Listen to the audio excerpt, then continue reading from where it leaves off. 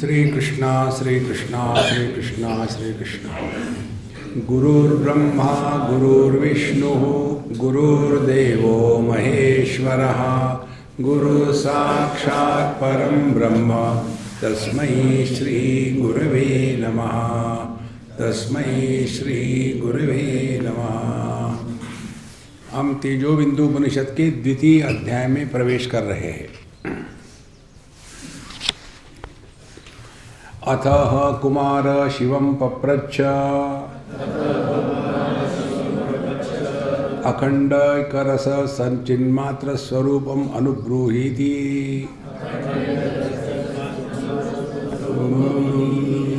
स होवाच परमशिवः अथ ह का तात्पर्य इतिहासात्मक। यह कोई काल्पनिक कथाएं नहीं है। इतिहास शब्द का अर्थ होता है इति ह आस, इस प्रकार से हुआ था। तो अथः, अब अथ माने क्या? अथ माने पहला अध्याय सुन लिया। पहला अध्याय सुनने के बाद उस पर चिंतन किया। चिंतन करने के बाद फिर कुमार माने षण्मुखानंद महाराज माने कार्तिकेय।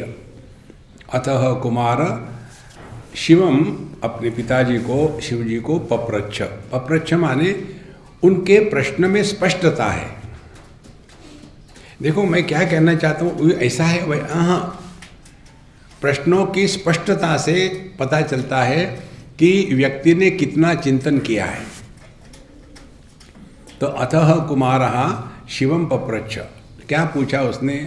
अखंड एक रस सच्चिन्मात्र स्वरूपम अनुब्रूहीति। मुझे वो स्वरूप बताइए कि जो अखंड है, कहीं कटता नहीं। उसके बाद सच्चिन्मात्र, जो सत्स्वरूप है, माने जिसके अभाव की संभावना नहीं। चिन्ह मात्र, जो अनुभव स्वरूप है, ऐसा जो स्वरूप है वो मुझे अनुब्रूहीति, मुझे समझाइए, मुझे बताइए। ब्रूही माने इस प्रकार से बताइए कि मेरे मन में कोई डाउट ना रहे। अनुब्रूही माने अनेक प्रकार से बताइए, एक बार बताने से दिमाग में नहीं घुसता। स होवाच परमशिवः, इसलिए भगवान शिवजी ने षण्मुख को, कार्तिकेय को कहा। अब क्या कहा? अब यहाँ से द्वितीय अध्याय का प्रारंभ होता है। अखंडैकरसं दृश्यम अखंडैकरसं जगत अखंडैकरसं भावम् अखंडैकरसं स्वयं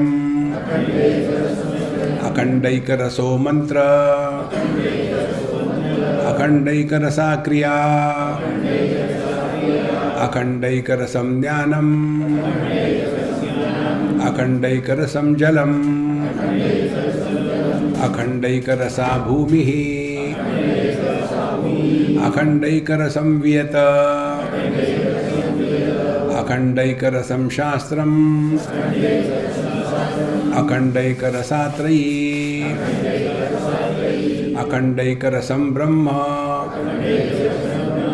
अखंडैकरसं व्रतम्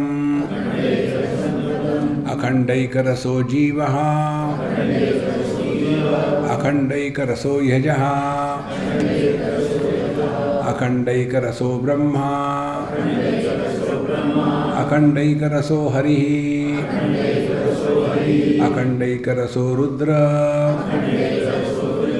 अखंडैकरसोऽस्म्यहम् अखंडैकरसो यात्मा यखण्डैकरसो गुरुः अखण्डैकरसं लक्ष्यम् अखण्डैकरसं महः अखण्डैकरसो देहः अखण्डैकरसं मनः अखण्डैकरसं चित्तम् अखण्डैकरसं सुखम् अखण्डैकरसा विद्या अखण्डैकरसो व्ययः अखण्डैकरसं नित्यम् अखण्डैकरसं पदम् अखण्डैकरसं किञ्चित् अखण्डैकरसं परम् अखण्डैकरसाद् अन्यत् नास्ति नास्ति षडानन। अखंड एक रस वो क्या है कि जो एकमात्र है, खंडित नहीं है। रस माने इसका कोई बीज नहीं है। देखो अपने गुजरात में आम रस खाते हैं ना, और आम रस से भी बढ़कर के एक चीज़ है जिसको कहते हैं भजिता। वो जो गुठलिया है उसको वॉशिंग मशीन से धुलने के बाद जो निकलता है उसको तड़का देते हैं और उसको कहते हैं भजिता, माने खाने वाले की फजीती होती है उसमें। रस का तात्पर्य जिसमें बीज नहीं होता उसको रस कहते हैं। देखो तो अखंडिक रस जिसका कोई कारण नहीं है। अजोपि सन्नव्ययात्मा भूतानाम ईश्वरोपि सन, द्वितीय अध्याय में भगवान कहते हैं, और 7वें अध्याय में भगवान कहते हैं मत्तः परतरम नान्यत् किंचिदस्ति धनंजय मयि सर्वमिदं प्रोतम सूत्रे मणिगणा इव। मत्तः परतरम, मेरा कोई कारण नहीं, मेरे से कोई अन्य नहीं, मेरा कोई कार्य नहीं। यह जो अखंड एक रस है, तो अखंड एक रसम, यह जो एक तत्व है, इसी पर जितनी भी अनेकता दिखती है वो अध्यारोपित है। ये वेदांत का सिद्धांत है, जिसको समझ में आएगा उसको बाकी चीज़ें समझने में कोई कठिनाई नहीं है। अध्यारोप माने क्या? अधि ही आरोपः अध्यारोपः। धी माने बुद्धि, अधि माने बुद्धि का दिवाला। जिसके बुद्धि का दिवाला निकला है वो जो है वो नहीं दिखता, जो नहीं है वो दिखता है। देखो तो है रस्सी लेकिन देख रहा है सांप। कारण क्या? उस रस्सी को देखने के लिए योग्य प्रमाण की आवश्यकता है, लेकिन प्रमाण का दुरुपयोग किया और फिर वहां जो नहीं है वो दिखने लग गया। देखो तो एक लड़की पर एक लड़का अध्यारोपित करता है कि ये मेरी पत्नी अच्छी होगी। देखो, और उसके बाद पत्नी हो गई वो, तो लड़की गायब हो जाती है और पत्नी उसके ऊपर सवार हो गई। इसीलिए अध्यारोप और अधिष्ठान, बिना अधिष्ठान के अध्यारोप नहीं हो सकता, कोई ना कोई अधिष्ठान चाहिए। तो जो एक अखंड तत्व है उसमें अनेकता जो प्रतीत होती है, उस पर देश काल वस्तु व्यक्ति परिस्थिति और अन्यत्र ये अध्यारोपित किया जाता है। और इसीलिए एक को ही अनेक लखाते हैं, लेकिन होता एक ही है। जैसे दृष्टि ले लो, दृष्टि एक है, दृष्टि का अपना रंग नहीं, दृष्टि का अपना आकार नहीं, लेकिन इसी दृष्टि पर रंग और आकार जब अध्यारोपित किए जाते हैं तो ये जगत के रूप रंग निर्माण होते हैं। तन्मात्र है शब्द, आकाश का गुण तन्मात्र शब्द है, शब्द मात्र, लेकिन उसी शब्द पर सारे गम पद निशा लग गया और उसमें आ ऊ शुरू हो गया। इस प्रकार से जो अध्यारोपित है वह प्रतीति है, वास्तविक नहीं है। उसका जो अधिष्ठान है वह सत्य है। हमारा ध्यान जब अधिष्ठान की तरफ जाएगा तब अध्यारोपण से हम मुक्त हो जाएंगे।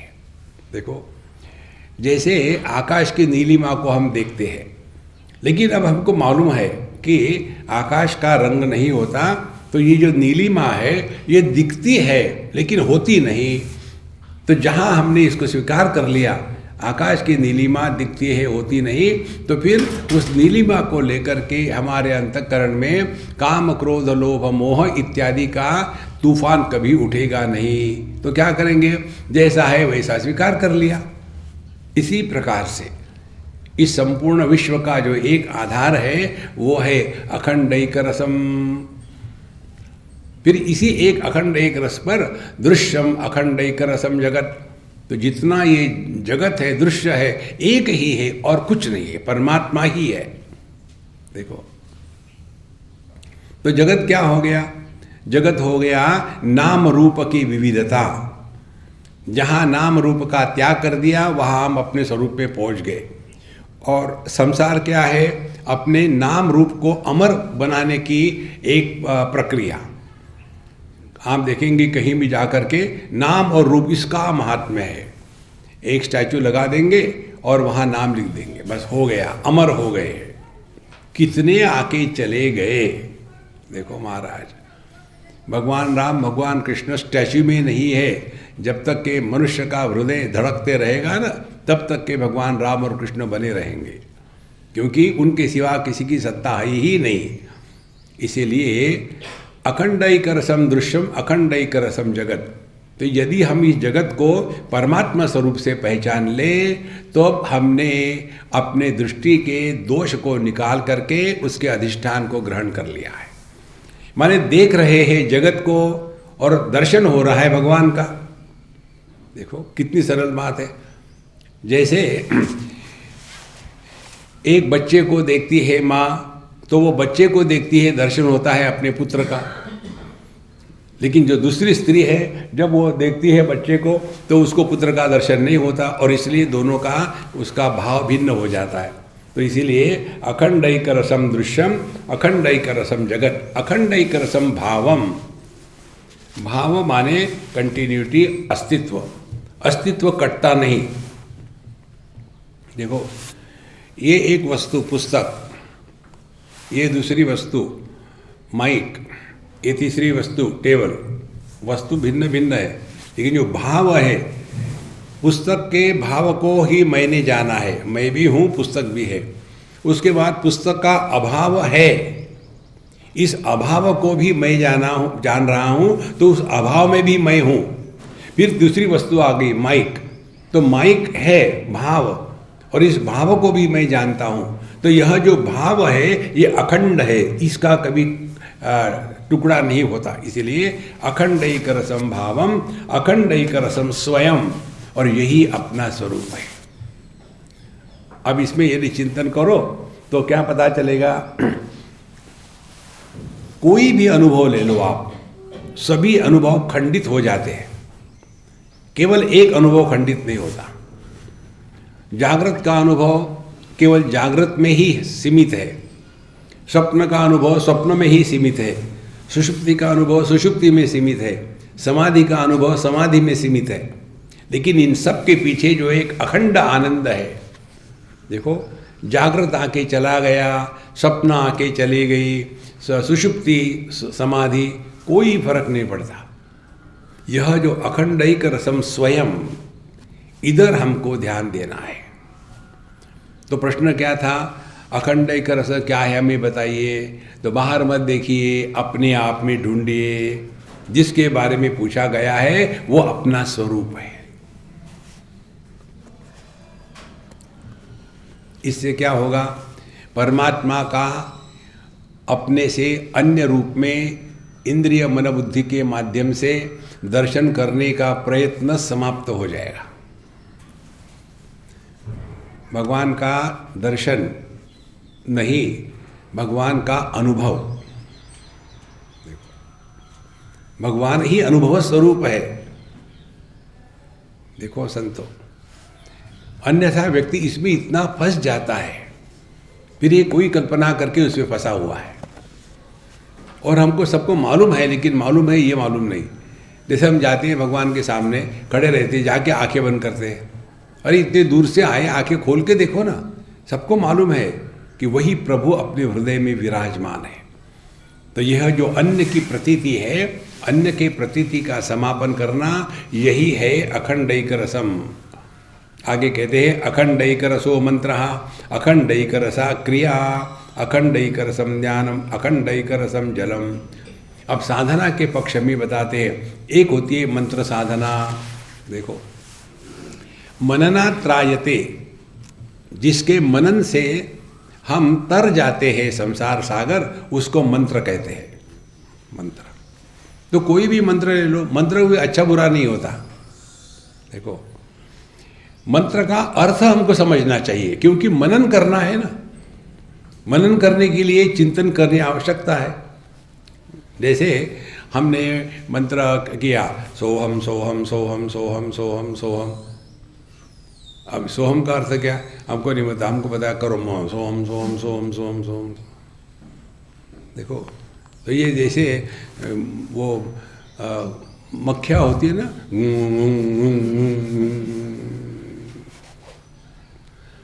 जिन शब्दों का अर्थ नहीं निकलता उसका हमको लाभ नहीं होता।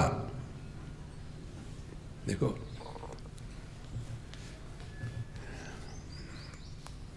और इसीलिए मंत्र का अर्थ आवश्यक है। प्रारंभिक अवस्था में केवल मंत्र का उच्चारण ही करो, लेकिन वो मंत्र का उच्चारण करने का भी तरीका है। अखंडैक रसम, अखंड होना चाहिए। अब देखो कैसे अखंड होता है। आज सुबह हमने बताया था आपको, ध्यान से सुनना। हम सांस लेते नहीं, सांस लेने में प्रयत्न नहीं है, सांस चल रही है। अब इस सांस के साथ भगवान के नाम को जोड़ो। लेकिन क्या होता है मालूम है, हम भगवान के नाम के साथ सांस को जोड़ते हैं, नहीं, सांस के साथ भगवान के नाम को जोड़ो। दोनों में फर्क है, करके देखो अपने आप। सांस के साथ भगवान के नाम को जोड़ना,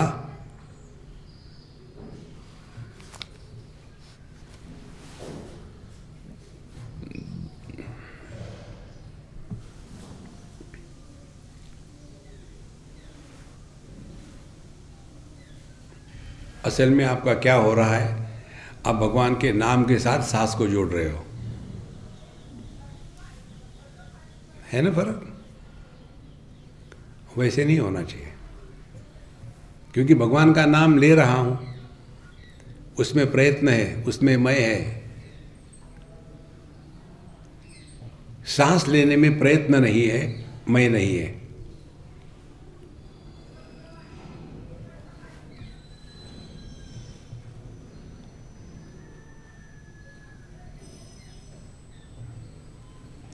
जहां प्रयत्न है वहां खंड है,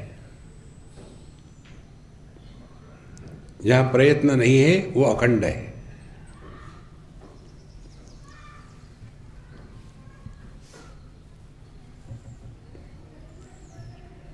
तो ये मंत्र साधना में बताते हैं, अखंड क्या चल रहा, अखंडैक रसम, सांस चल रही है। अब सांस के साथ खेलो मत, छेड़ो मत उसको, आराम से चलने दो, जैसी चल रही है। उसके साथ हो लो, भगवान का नाम ले लो, हरि ओम। छोटा सा लेना, लंबा का लंबा मत लेना, ओम त्र्यंबकम के नाम, छोटा सा लेना। धीरे धीरे ये जो बिना प्रयत्न के सांस और बिना प्रयत्न के परमात्मा का स्मरण, ये जब होगा तब इसमें खंड नहीं होगा।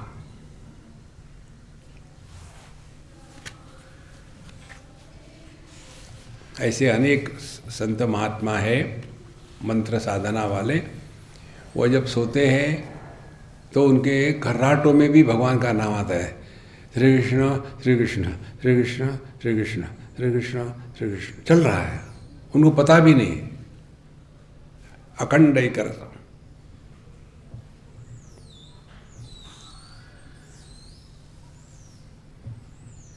और उसके पश्चात इस मंत्र का अर्थ हृदय में प्रकट होना चाहिए। अब ध्यान से सुनना।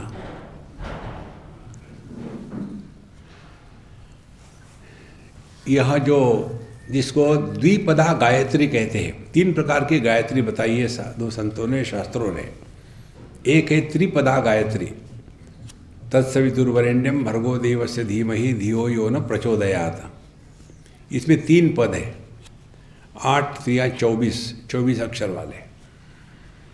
दूसरी है द्विपदा गायत्री, उसमें केवल सोहम सोहम का है, 2 ही पद है, स और हम, सा और हम।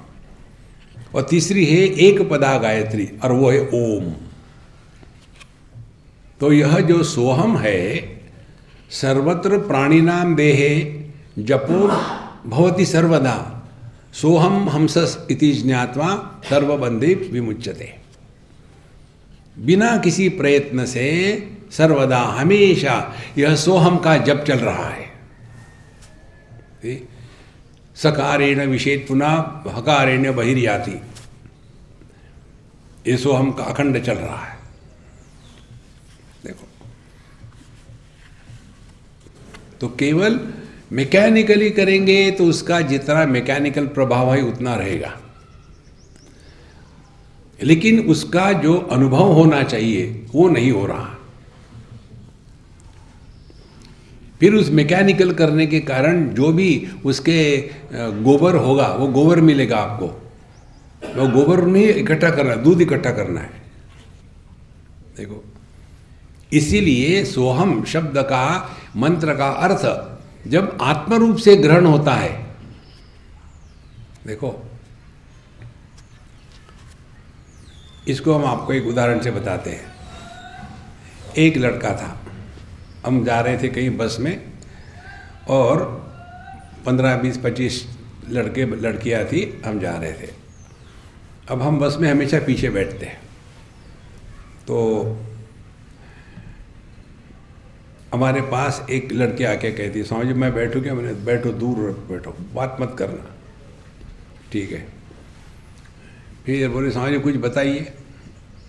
तो मैंने बोला कि देखो मैं तुमको कुछ बताऊंगा नहीं, हम खेलेंगे, देखो कैसा खेल होता है। तो मैं तुमको कुछ बोलूँगा नहीं, सिर्फ एक शब्द का प्रयोग करूँगा उच्च आवाज़ में, अशोक, और फिर तुम्हारे कान में मानो मैं कुछ बोल रहा हूँ, और तुम जोर से ठा करके हंसना, जोर से हंसना, और उठ के चली जाना। फिर देखो तो सही, गम्मत, मजा आएगी। उसके बाद हमने वैसा किया, अशोक, और वो हंसने लग गई। अब हंस के उठ के चली गई। उसमें एक लड़का था अशोक नाम का। अब वो आकर मेरे पास कहा, स्वामी जी मैं बैठो। स्वामी जी वो क्यों हंस रही थी? उसको पूछो, मुझे क्या मालूम। तो वो उसके पास गया, तुम क्यों हंस रही थी? बोले मैं कुछ भी करूं, तू कौन होता मुझे पूछने वाला? क्या बताया स्वामी जी ने? कुछ नहीं बताया। नहीं कुछ नहीं बताया। फिर मेरे पास आया, स्वामी जी आपने उसको क्या बताया? ना कुछ नहीं बताया। अब वो परेशान, क्यों हंस रही थी?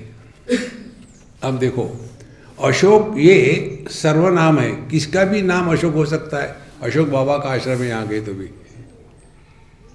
देखो, लेकिन उस व्यक्ति के लिए अशोक का अर्थ मैं, इसीलिए उस पर उसका प्रभाव पड़ा। इसी प्रकार से सोहम, इस मंत्र का अर्थ जब अपने इस अखंड एक रस चिन्मात्र स्वरूप में होता है, तब जाकर के मंत्र साधना सिद्धि हो गई। देखो महाराज, इसलिए जो कहते हैं ना यहाँ कि अखंड एक रसो मंत्र, तो इस सोहम का अर्थ मैं है। और मैं कौन सा? ये पति पत्नी, भाई बहन, सास ससुर नहीं, ये सब बेवकूफ है। जिसका कभी, देखो अहम शब्द का अर्थ है मैं, अहम, अ माने नहीं, हम माने हननम, जिसका कभी नाश नहीं होता वो हम है। इसीलिए दोनों को ही अहम ही कहते, जीव को भी अहम कहते हैं और परमात्मा को भी अहम कहते। जीव का भी नाश नहीं होता, क्योंकि जीव है ही नहीं, नाश कैसे होगा। अखंड एक रसम मंत्र, तो जो भी मंत्र का हम उच्चारण करते हैं वो हम में डिजॉल्व होना है। कहाँ से प्रारंभ होता है? ओम,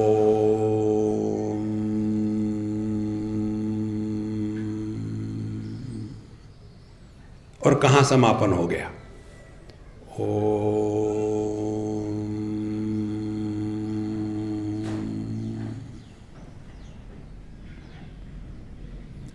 मयि एव सकलं जातं मयि सर्वं प्रतिष्ठितं मयि सर्वं लयं याति तद्ब्रह्माद्वयमस्म्यहम्।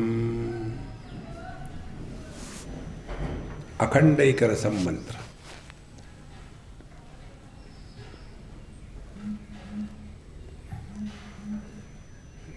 केवल हाथ में माला लेकर के झटके मार मार करके माला तोड़ डालो। देखो संतो, शब्द का अर्थ जब मय के रूप में ग्रहण होने लग जाता है तब जाकर के हमारी मंत्र साधना सिद्ध हुई है। जब हम कहेंगे ओम नमः शिवाय, ओम नमः शिवाय, तो हमने अपने मय को शिवजी में मिला दिया है। अब केवल शिव मात्र है। परिच्छिन्न मय को परिपूर्ण मय में मिला दिया। अध्यारोपित मय को अधिष्ठान मय में मिला दिया है। देखो, ये है अखंडैक रसो मंत्र, अखंडैक रसा क्रिया। देखो, हमारी जितनी भी क्रियाएं हैं अखंड कैसे हो सकती है? किसके लिए कर रहे हैं? देखो, यद यद कर्म करोमि तत्तदखिलम शंभो तवाराधना। ये कब होगा? आत्मा त्वं गिरिजामति सहचरा प्राणा शरीरम गृहम पूजाते विषयोपभोगरचना निद्रा समाधि स्थिति संचार पदयो प्रदक्षिण विधि स्तोत्राणि सर्वा गिरो यद यद कर्म करोमि तत्तदखिलम शंभो तवाराधना। अखंडैक रसो क्रिया। देखो,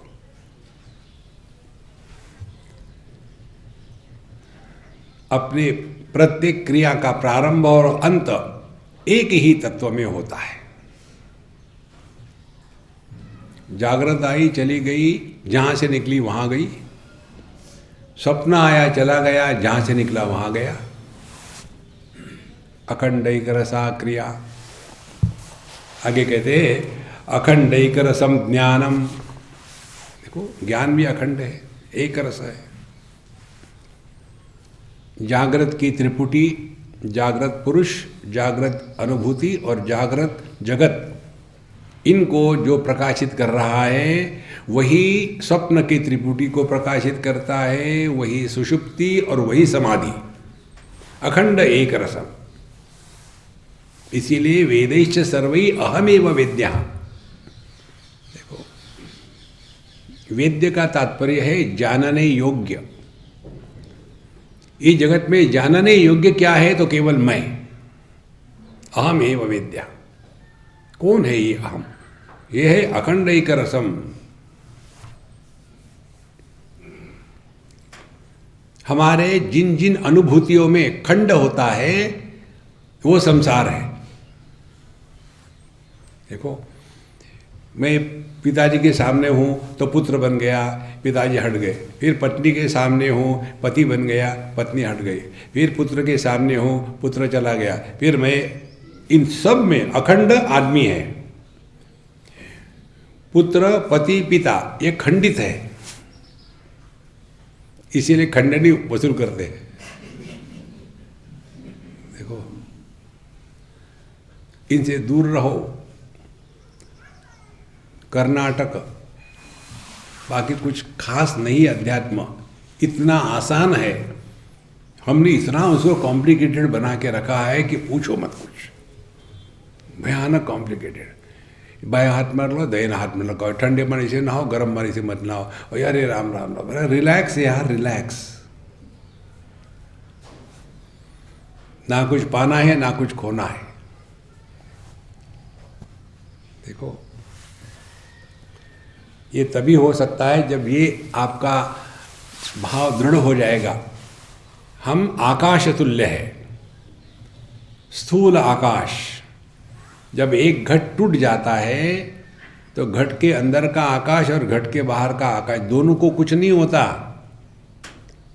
जब ये देह नाम का घट टूट जाएगा तो अंदर वाला बाहर वाला कभी अलग था ही नहीं। क्या होने वाला है?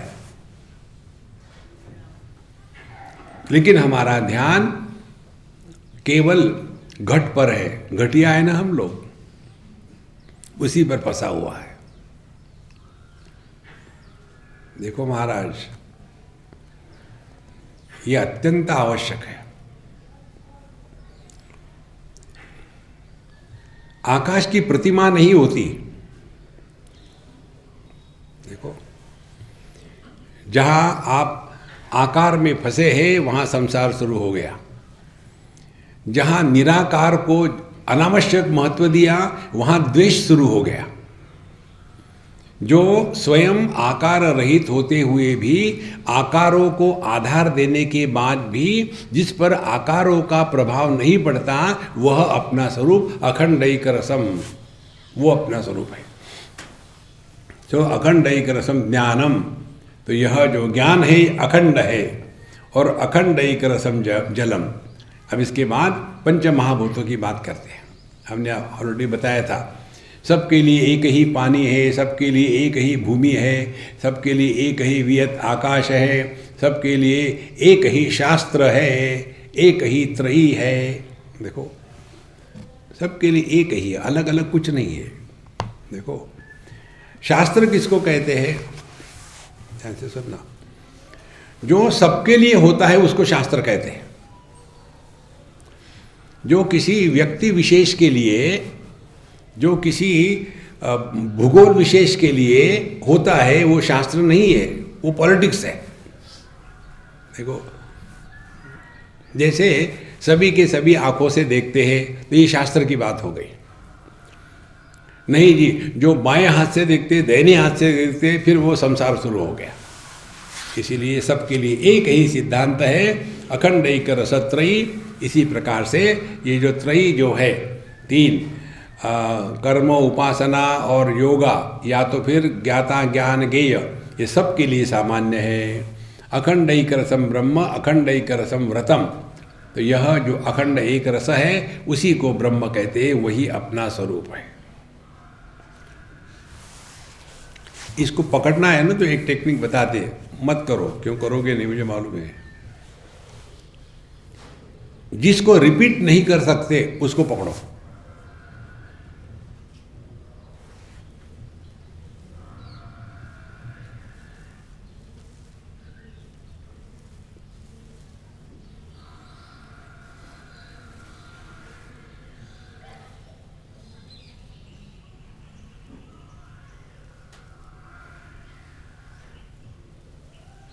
सो गए।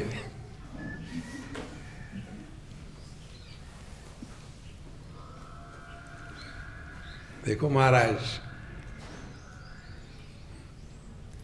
जिसको रिपीट करते हैं वो अपूर्ण होता है।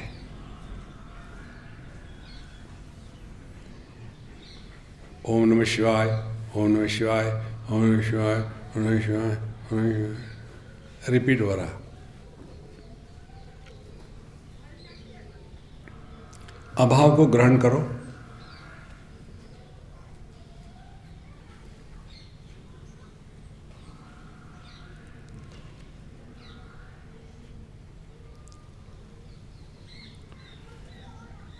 ये भी रिपीट होता है क्योंकि अभाव का विरोधी भाव है। यदि आप शांति को ग्रहण करोगे तो शब्द के विक्षेप आने की संभावना है। तो फिर चाहे शब्द रहे, चाहे शब्द का अभाव रहे, क्या फर्क पड़ता है? वो है अखंड।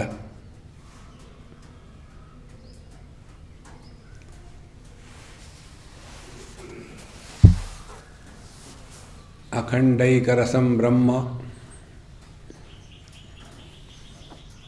ये इतनी सहज सरल बातें हैं जो किसी का विरोधी नहीं है, वो परमात्मा है। निर्विरोध सत्ता। बहु के भी विरोधी नहीं हूं।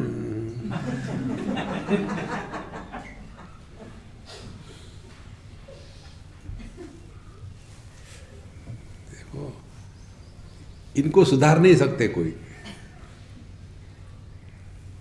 अगले जन्म में हो। देखो, किसी का विरोध नहीं, किसी से विरोध नहीं। देखो, यह निर्विरोध सत्ता जो है वो है अखंडैकरसं ब्रह्म। और इसको समझने के लिए कहीं जाने की जरूरत नहीं, अपनी अनुभूतियों का विश्लेषण करो। हमने आपको कई बार बताया है, असली आध्यात्मिक साधना अपने हर एक अनुभूति का विश्लेषण करके उससे सीखना। सिखाया नहीं जाता, सीखना पड़ता है।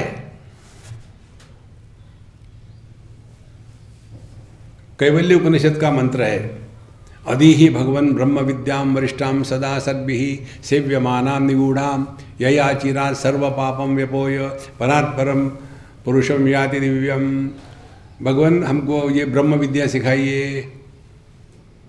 गुरु महाराज कहते हैं श्रद्धा भक्ति ध्यान योगादवै ही, आप सीखो, हम नहीं सिखा सकते। ये शिष्य गुरु के सामने चैलेंज बनकर बैठे, सिखा के दिखाओ। कितने महात्मा आके चले गए, हुण तुसी ट्राई मारो। देखो महाराज, आपको सीखना पड़ेगा। इसीलिए अखंडैकरसं ब्रह्म,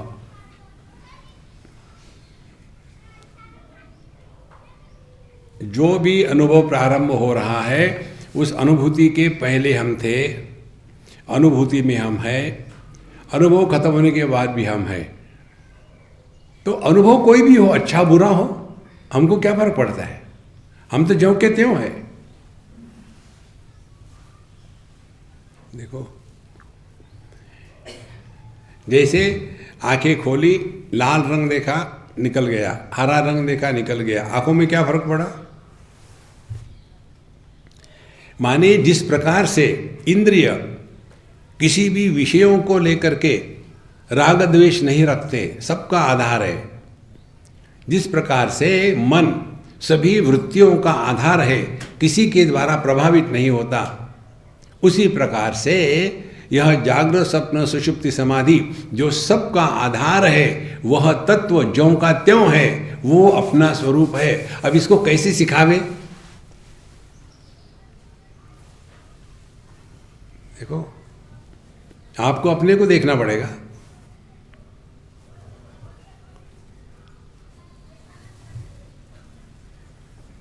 अखंडैकरसं ब्रह्म, अखंडैकरसं व्रतम। आप लोग बड़े व्रत करते हैं ना, एकादशी का व्रत, ये व्रत वो व्रत, ये व्रत करो, अखंडैकरसं व्रतम। कौन सा व्रत करे? ना कुछ पाना ना कुछ खोना, कुछ नहीं पाना है, भगवान भी नहीं चाहिए। क्या करोगे भगवान को लेकर के? परेशानी खामोगा, दूर रखो उसको, दूर रखो। देखो ना, कई लोग ये महात्माओं की सेवा के चक्कर में फंस जाते, इसीलिए हम किसी को नजदीक नहीं आने देते। वो महात्मा उस सज्जन के लिए परेशानी बन जाते। अरे ये नहीं किया, वो नहीं किया, अरे वो बेचारा पागल के दौड़ रहा, ये महात्मा बैठे, भगवान उससे भी गए भी थे। कुछ नहीं चाहिए, तब वो हृदय में प्रकट होते हैं। यमे वेश वृणुते तेन लभ्यः तस्यैष आत्मा विवृणुते तनु स्वाम। जब आपको कुछ भी नहीं चाहिए ना, तब आपके हृदय में प्रभु प्रकट होते हैं। आप लोगों ने किया होगा घर में, बच्चे जब रोते कुछ मांगते तो हम लोग क्या करते हैं, उसका पिंड छुड़ाने के लिए कुछ खाने को दे दो, चॉकलेट दे दो, खिलौने, दूर रहे मेरे से, लेकिन बच्चा भी पक्का आपका ही है, छोड़ेगा नहीं। मम्मी मम्मी, अल्टीमेटली उठा के गोद में ले लो। हाँ, देखो, दूर रखो दुनिया को, दूर रखो, अपने पास मत आने दो। अखंडैक रसम व्रतम, यही व्रतम है। और अखंडैक रसो जीवहा, अब देखो एक एक चीज समझ लेना ठीक से। ये हमने कई बार बताया, हर देह में अलग अलग जीव नहीं होता। ये अपने दिमाग से कीड़े को निकाल डालो हमेशा के लिए। ये केवल समझाने की प्रक्रिया है, जिसको तात्पर्य निर्णय कहते हैं, अंग्रेजी में जिसके मॉरल ऑफ द स्टोरी कहते हैं। देखो ये कितनी सरल बात है। हम सबके जीवन की एक ही कहानी है। वो कहानी ये है कि हम अपने जीवन के दुख का कारण अन्य को बता करके उसको बदनाम करने में एक्सपर्ट है। मैं सास हूं तो मेरे दुख का कारण मेरी बहू है। बिल्कुल सीधा सीधा गणित है। तभी सास की साधना क्या होगी? बहू को सुधारे। जब ये बहू थी उस समय, वहां का बदला इसके साथ निकाल रही है। एवं परंपरा प्राप्तम। देखो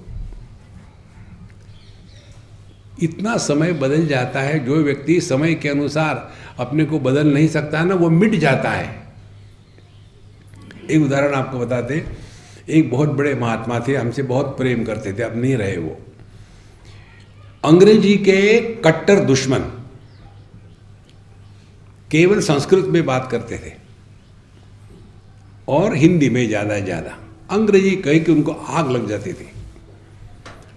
और बम्बई में आते थे और हमसे पता नहीं क्या उनको प्यार था, तो हमेशा यही कहते थे कि आपको यदि अंग्रेजी में सुननी है गीता ना तो इनसे सुनो। हमेशा यही वाक्य कहते थे। और इतना कट्टर अंग्रेजी के विरोधी होते हुए भी फिर एक दिन उन्होंने मुझे कहा कि मैंने गीता पर जो नोट्स लिखे हैं संस्कृत में, आप उसका अंग्रेजी में भाषांतरण कर लो। ठीक है महाराज, करूँगा। फिर कहते हैं कि मैंने पूरी जिंदगी में अंग्रेजी के प्रति तिरस्कार रखा, लेकिन मैं भले संस्कृत जानूं, लेकिन जिनको बताना है वो भी तो जानना चाहिए ना। देखो जहां द्वेष है वहां परमात्मा नहीं। कितनी महत्व की बात है। इसीलिए अखंडैक रसो जीवहा, यह जीवन की प्रक्रिया इसलिए बताते हैं शास्त्रों में कि हम अपने जीवन के दुख के लिए अन्य को बदनाम करते हैं, उससे पहले अपने आप को बचाओ। हमारे दुख का कारण अन्य कोई नहीं है, हम स्वयं हैं। कैसे स्वयं है? फिर कहानी बनानी पड़ती है। पिछले जन्म में तुमने ये पाप किए थे, इसलिए इस जन्म में तुमको दुख मिल रहा है। लेकिन मुझे तो याद नहीं, तुमको याद नहीं तो क्या हो गया? अब क्या करें? अब उसको बदनाम करना बंद कर दो। वो पिछले जन्म का बदला निकाल रही है। अब इस समय ठीक व्यवहार करो। अगले जन्म में फिर बहू हो गया है कि नहीं। नेट रिजल्ट क्या होगा? उसको बदनाम करना बंद कर दिया, आपका मन शांत हो गया, उसके साथ व्यवहार ठीक हो गया, आपका मन और शांत हो गया। ऐसा शांत मन ही आत्मचिंतन कर सकता है। देखो, लेकिन ऐसा दिमाग में ठोक ठोक के भर दिया है ये कर्मकांडियों ने कि जीव है, जीव है।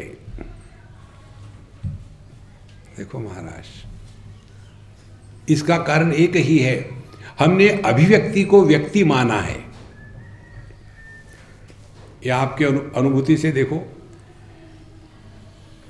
पुरुष की पति के रूप में अभिव्यक्ति होती है।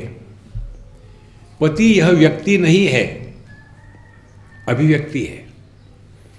इसीलिए कोई भी पुरुष किसी भी स्त्री से विवाह कर ले तो उसको पति कहते हैं। तो पति एक कॉमन नाउन है, अभिव्यक्ति है ये।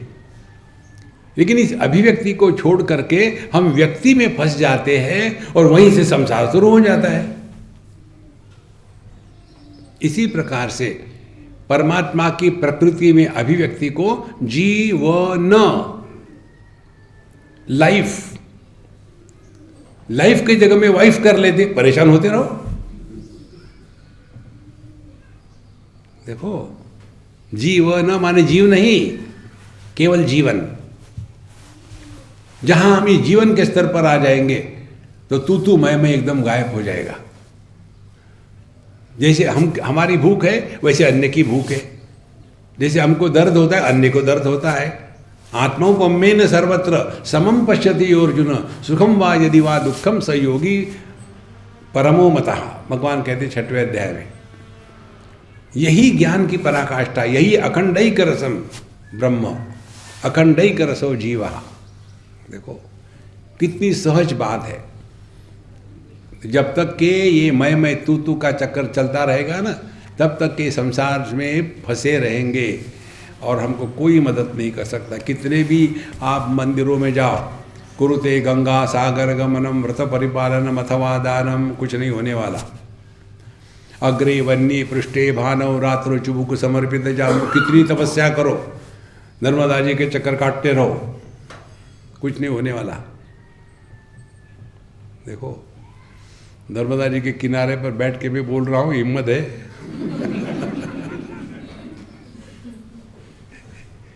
देखो अपने आप को पहचानो महाराज, जीवन का यही लक्ष्य है। अखंडैक रसो जीवहा अखंडैक रसो यजहा, अज माने जिसका जन्म नहीं हुआ। अखंडैक रस, जिसका जन्म होता है वो खंडित है। जन्म किसका होता है? जब अभाव का नाश हो जाता है। देखो ये शास्त्रीय भाषा बड़ी विचित्र लगती है। प्राग अभाव के नाश को जन्म कहते हैं। इसमें क्या समझ में आया? प्राग अभाव माने पहले नहीं होना, पहले नहीं होने का नाश हो गया। अरे नहीं होने का कैसा नाश होता है? अरे पहले बच्चा था क्या? नहीं, अब उस बच्चा नहीं था उसका नाश हो गया, माने बच्चा पैदा हो गया। तो अज माने जिसका कभी अभाव हो ही नहीं सकता, जो नित्य निरंतर है। अखंडैक रसो यजहा, ये सब की सब बातें केवल अपने को ही लखा रही है। आगे कहते हैं अखंडैक रसो ब्रह्मा अखंडैक रसो हरि अखंडैक रसो रुद्र अखंडैक रसोस्म्यहम्। देखो परमात्मा की 3 शक्तियों की 3 अभिव्यक्तियां हैं। ब्रह्म एक ही है। जब उसमें सृजन शक्ति का आह्वान होता है तब उसको ब्रह्मा कहते हैं, परमात्मा को। और उसी परमात्मा में जब पालन शक्ति का आह्वान होता है तब उसको विष्णु कहते हैं। और उसी परमात्मा में जब संहार शक्ति का आह्वान होता है तब उसको रुद्र कहते हैं। इसीलिए यह 3 बातें कही है कि अखंडैक रसो ब्रह्मा हरि रुद्र। और ये कौन है? अखंडैक रसो अहम। देखो निर्माता भी हम है, मेंटेन भी हम करते हैं और सत्यानाश भी हम करते हैं। हम ज्यों के त्यों। देखो यदि हम नहीं तो कुछ भी नहीं।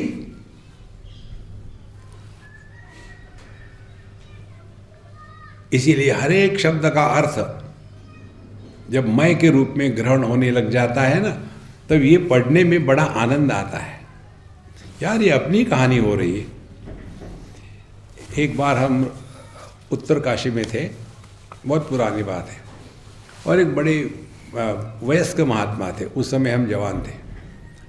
तो हम गंगा जी के किनारे जा रहे थे। तब वो डैम वगैरह नहीं बना था, बहुत बड़ी चौड़ी थी गंगा जी, भागीरथी जी। तो सुबह का समय था, हम जा रहे, वहाँ एक छोटी सी झोपड़ी में एक महात्मा बैठ करके भगवद गीता शंकर भाष्य पढ़ रहे थे। तो हम जरा मुंह फटे, तो हमने कहा महाराज जी आपको क्या पढ़ने की ज़रूरत है, ये क्या पढ़ रहे हैं आप? उन्होंने कहा कि मैं देख रहा हूँ कि मेरे बारे में लोगों ने क्या क्या लिख के रखा है। कितनी बड़ी बात है। देखो हर एक शब्द का अर्थ मैं के रूप में प्रकट होना है। मयि एव सकलम जातम, मैं से ही सब निर्माण होता है, मैं में ही रहता है। और ये मैं जो है यही ब्रह्मा विष्णु महेश है। निर्माता जब हूँ तब मैं ब्रह्मा हूँ, सस्टेन करने वाला हूँ तब मैं विष्णु हूँ, संहार करने वाला तब मैं रुद्र हूँ। लेकिन मैं ज्यों का त्यों, मुझे कुछ नहीं हुआ।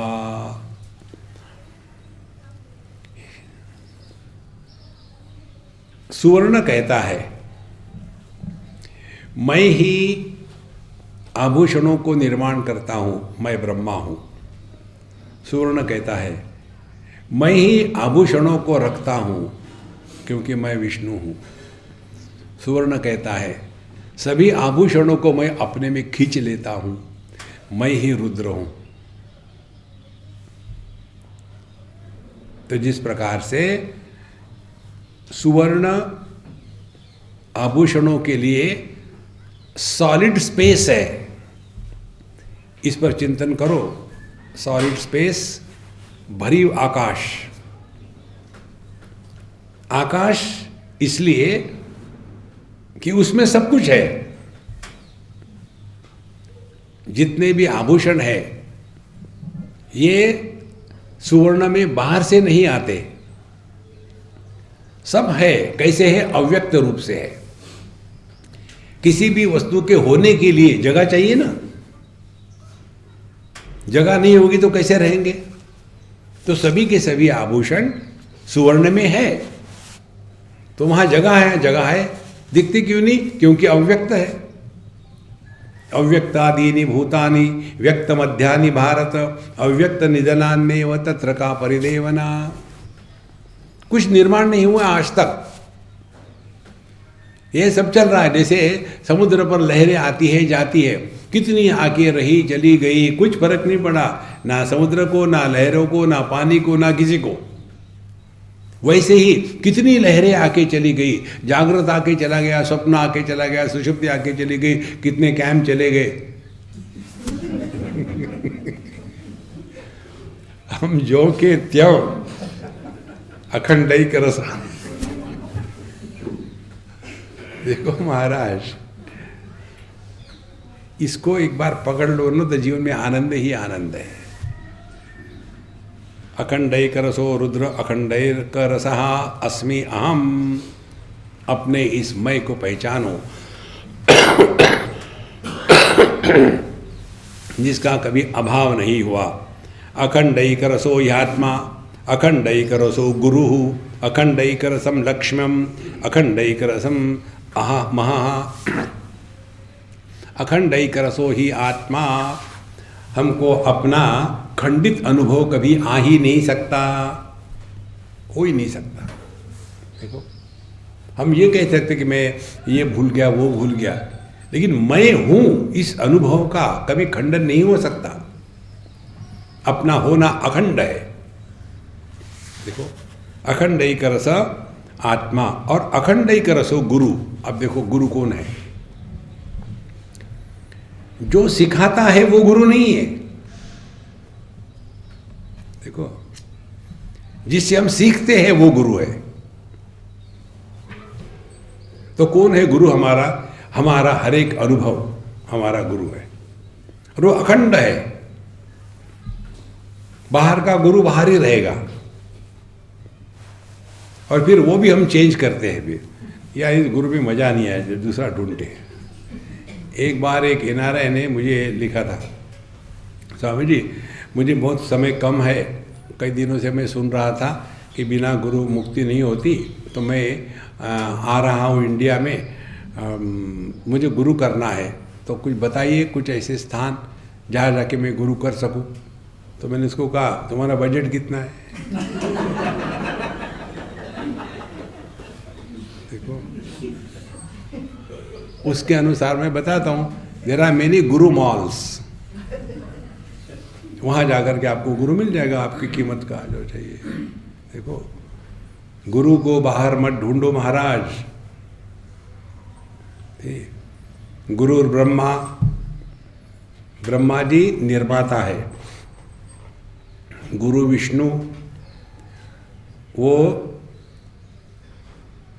चलाते रहते हैं और गुरु महेश्वरः नाश करते हैं। तो ये 3 बातें हैं, ध्यान से सुनना। जिस घटना से, जिसके कारण हम अपने जीवन में आध्यात्मिक जन्म लेते हैं, वह कारण ब्रह्मा जी है, वह कारण हमारा गुरु है। ये वही दर्द दिल है जो उनको पाता है, भगवान भला करे उनका जो दिल दुखाता है। जिसके कारण हम बहिर्मुखता से उपरत होकर के अंतर्मुखी हो जाते हैं, वह जो कारण है वो कारण हमारा गुरु है। भगवद गीता का प्रथम अध्याय, भगवान कृष्ण और अर्जुन कितने साल साथ थे, लेकिन कभी नहीं अर्जुन ने भगवान को गुरु के रूप में स्वीकार किया था। भगवान का मेरे से लड़ रहा है, दिखाता हो तुमको। फिर उसके सामने एक भ्रांति निर्माण कर दी, मोह निर्माण कर दिया। और जब वो कंफ्यूज हो गया, कार्पण्य दोषोपहत स्वभावः पृच्छामि त्वाम धर्म सम्मूढ़ चेता यश्रेयस्या निश्चितम ब्रूहि तन्मे शिष्यस्ते हम शाधि माम ताम प्रपन्नम। वो जो घटना हुई भगवान ने निर्माण करी, कोई आवश्यकता नहीं थी। तो जब तक के नाक नहीं दबाओ ना, मुंह नहीं खुलता। तो वो घटना हमारे जीवन की, जिसके द्वारा हम जगत से उपरत होकर के अध्यात्म में प्रेरित हो जाते हैं, उस घटना से यदि हम सीखे तो वो घटना हमारे जीवन का गुरु है। और वो गुरु बाहर नहीं है, अपने अंतःकरण में है, जहां हमने सीखा है। गुरु को बाहर मत रखो, जूते नहीं है गुरु महाराज, वहीं रहो, हृदय में प्रकट होने दो। देखो संतो, यदि हमने इस भाव को दृढ़ कर लिया तो देखो, जिसको ये भान हमेशा बना रहता है कि गुरु महाराज हमारे हृदय में है, तो हमारे द्वारा कोई भी गलत कार्य, कोई भी अपशब्द और कोई भी दुर्विचार अंतःकरण में आ ही नहीं सकता, क्योंकि आप जागृत है। गुरु महाराज बैठे हैं, उनको सब मालूम है। देखो महाराज, गुरु को वहां रख दिया यार, चलो अब पी लेते। जो आपसे बिखर जाता है वो गुरु नहीं है, वो महागुरु है। देखो संतो, इसीलिए अखंडैक रसो ह्यात्मा अखंडैक रसो गुरु। गुरुर् ब्रह्मा गुरुर् विष्णु। अध्यात्म में लग गए, बीच में अनेक प्रकार के कन्फ्यूजन आते हैं, डाउट आता है, फिर भी लगे रहो मुन्ना भाई, छोड़ो मत, पकड़े रहो। यही हमारा साधन है, इसको छोड़ना नहीं। नहीं तो यार इस मंत्र से कुछ हुआ नहीं, स्वामी जी कुछ मुझे पावरफुल मंत्र दीजिएगा। उस अम्मा को मैंने कहा कि मैं बताता हूँ, आर्ग्यूमेंट मत करना, मुझे आर्ग्यूमेंट वाले लोग अच्छे नहीं लगते। मैं बताता हूँ, वो मंत्र लो, बहुत पावरफुल है। मैं कहूँगा एक बार, तुम 3 बार कहो, फिर खत्म हो गया मंत्र दीक्षा। बोले ठीक है। हमने कहा कहो धूम धड़ाका, कहो, पावरफुल मंत्र है। देखो, गुरुर ब्रह्मा गुरुर विष्णु, लगे रहो मुन्ना भाई। आपके गुरु आपके हृदय से आपका संरक्षण कर रहे हैं। और रुद्र नाश करने वाले, हर एक साधक के जीवन में हमने देखा पिछले अध्याय में कि कितने प्रतिबंध आ जाते हैं। समाधि के अभ्यास में अनेक प्रकार की कठिनाई आ जाती है। इन सभी कठिनाइयों का नाश करने वाले गुरु महाराज ही होते हैं, और वो होती है पॉजिटिव थिंकिंग। लेकिन आजकल हर एक आदमी निगेटिव में लगा है। तुम्हारा टेस्ट हो गया, निगेटिव है। अरे यार, पॉजिटिव रहो, निगेटिव मत रहो। ये निगेटिव इतना दिमाग में घुस गया है कि थिंकिंग भी निगेटिव हो गई। अरे थिंकिंग तो पॉजिटिव रखो, जीवन में आनंद ही आनंद रहेगा। इसीलिए अखंडैक रसो यात्मा अखंडैक रसो गुरु अखंडैक रसो लक्ष्म्यम अखंडैक रसम महा। इस प्रकार से जितनी भी चीज़ें हैं ये सब केवल परमात्मा ही परमात्मा है। देखो, उसके सिवा और कुछ नहीं, वही अपना स्वरूप है। बस इसी में लगे रहो।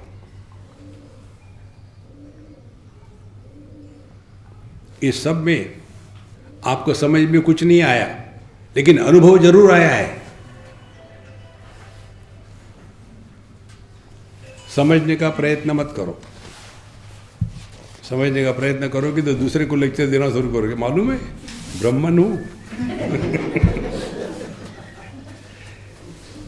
ओम पूर्णमदः पूर्णमिदं पूर्णात् पूर्णमुदच्यते पूर्णस्य पूर्णमादाय पूर्णमेवावशिष्यते। ओम शांति शांति शांति। हरि ओम। श्री गुरुभ्यो नमः। हरि ओम।